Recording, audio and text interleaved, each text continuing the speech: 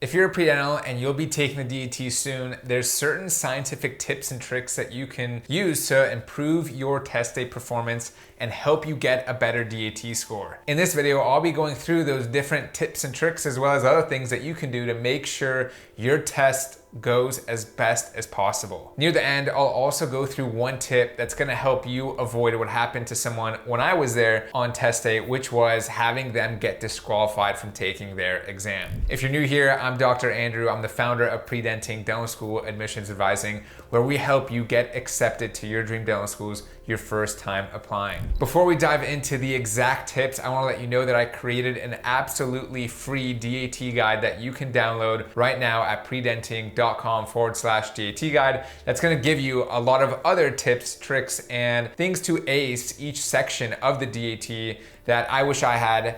And those are things that come from people who've scored 26s and above in a lot of the sections of the DAT. So make sure to get that at predenting.com/DAT guide to make sure you get the score that you are hoping to get. So the first tip is to stay hydrated. And I know that sounds basic or obvious, but a lot of people overlook this. And science has proven that the brain is way less effective when dehydrated and can affect your test taking performance. And obviously you should focus on hydration at all times, but it's especially important during test prep and your DAT day because studies have shown that even mild dehydration, I'm talking as little as 1 to 2% loss of body water, can impair your cognitive performance, your concentration, your memory, your attention, and your decision-making skills, along with your response time slowing down, your problem solving and critical thinking being affected. It's pretty crazy when you actually look into some of the research and how greatly the smallest amount of dehydration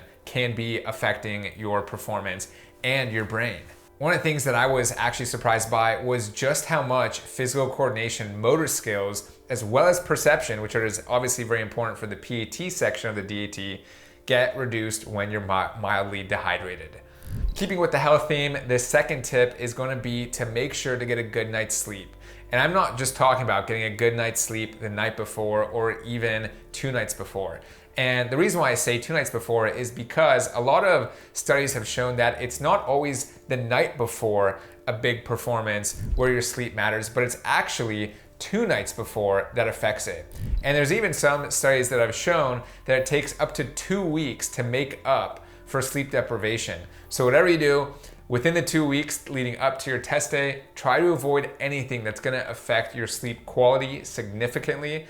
And as part of that, I would really try to make sure that the time that you are going to sleep and waking up for the 2 weeks leading up to your actual DAT exam align with the same time you expect to be going to sleep and waking up on your test day. That way you're calibrated with getting up at that same time that you will need to get up on test day and really being alert and having that mental acuity there to perform well early in the morning if you are taking your exam early in the morning. Now, assuming that you've gone up on test day at your regular time that you've been waking up for the last few weeks, the third tip is gonna be to eat a good breakfast. Now, nutrition is key to keeping your mind sharp and your body fueled. So try to focus on having a good balance with proteins and fats and try to frankly avoid sugar or carbs. Sugars and carbs can slow your brain down and can even affect brain clarity. A great breakfast in my mind would be something like eggs, avocado, and whole wheat toast, perhaps some coffee or green tea if you frequently have caffeine, but I would not be all of a sudden introducing caffeine into your breakfast if that's not something you normally do, because to some people that can lead to getting much more anxiety or just feeling anxious, and we don't want that going into such a big exam. So now after you've eaten your brain healthy breakfast that's gonna give you sustained fuel throughout the day for your test, the next thing you should do is make sure to arrive to the Prometric testing center early. If you arrive on time for your test, you may not even be allowed to take the exam because Prometric usually makes you get to the testing center and really check in 30 minutes before your actual test is scheduled for. And what I've realized is at a lot of these testing centers, there's a pretty long line of other test takers who are checking in even before that 30-minute period. So make sure you're really getting there well before that 30-minute mark so that you get in line and really are checking in 30 minutes before. You're not just at the back of the line 30 minutes before. The other reason why you really want to make sure you're really early to your test center on the day of your exam is because I've heard crazy horror stories from some of the pre-dentalists who I mentor about what's happened to them on the morning of test day. And it's really went to emphasize why it's so important to get there even earlier than early. I'm talking about some of my students who have gotten flat tires and then had to find a way to get to the testing center, as well as one of my students who even got in an accident the morning of. Sounds totally crazy, and I definitely don't hope that happens to you, but sometimes we need to factor in the fact that things can go wrong and the unforeseeable can happen. So just really make sure you're getting there very, very early. Don't let this stuff make it so you arrive late and then aren't allowed to take your test. And then that leads to not only losing the DAT sign-up fee, but also potentially having your application submission day, or at least the day that your application is completed, pushed back, which can really affect you because of the rolling admissions process. If you're finding these tips helpful, give this video a like and subscribe if you want more helpful pre-dental content. And don't forget to download your free DAT guide with a bunch of other tips and tricks and strategies at predenting.com/DAT guide. Now moving on to the next tip, kind of going in chronological order here. Once you're at the testing center and you've checked in, make sure to use the bathroom. I'm saying use the bathroom right before your test, and you may even want to consider doing it during your break. This is going to be really important if you've been staying hydrated, because you're probably going to need to use the restroom during the exam. But if you need to use the restroom during the exam, you can't stop the time that's ticking as part of your test in the section that you're currently on. So really make sure use the bathroom before you begin the exam, and then during your break, use the bathroom again before you sit back down. So the last few sections of the exam, you're not focused on how badly you need to use the restroom. You're solely focused on the exam and performing well. And worst case, you're not losing time for going to go use the restroom if you have to do that during the actual section of the DAT.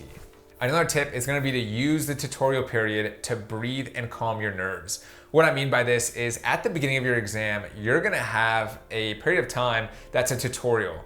You're going to learn how to use the highlight button, the mark button, the next button, things like that, just to make sure you fully understand how the computer and the testing software works before your exam actually begins. My recommendation is use some of that time to breathe and calm your nerves. If you need to, I've heard that the box method works really well for calming your nerves down as a breathing technique. Whatever you need, take that time to calm down, gather yourself before the actual test starts. So once you're actually taking an exam, you're gonna get a break, like I mentioned, where you can use the restroom. But the other thing I recommend, and the next tip, is to bring a good snack and some water for your break period. Because otherwise, a few hours into the DAT exam, you're probably gonna wish that you had a snack to get you through that reading comprehension and QR sections near the end. A little boost of energy is gonna make the difference, and you're probably gonna want it considering how intensely you're gonna be focused during the first few sections of the exam and how much energy that actually burns in terms of all that focus from your brain. Some healthy snack options that I think of are something like an RX bar, mixed nuts, think like trail mix, yogurt, something like that. And this is where having just a little bit of sugar in the snack can actually serve you well and give you that extra boost, but just make sure that there's not so much sugar in that snack that it makes you spike and then crash. And what I'm thinking about is like a soda or candy that may do that. So avoid those. Think healthy snack that's balanced between its proteins, carbs, and fats. I think that's gonna serve you the best. For the next tip, make sure that you're actually bringing the necessary and correct forms of ID to the testing center. I'll never forget when I was checking in to take my exam and another pre-dental was checking in to take their exam, and they didn't bring the necessary ID to properly check in. And she was unfortunately turned down. They told her that she would lose her testing fee and that she would have to reschedule her exam for another day, or really schedule the whole thing all over again and pay the fee.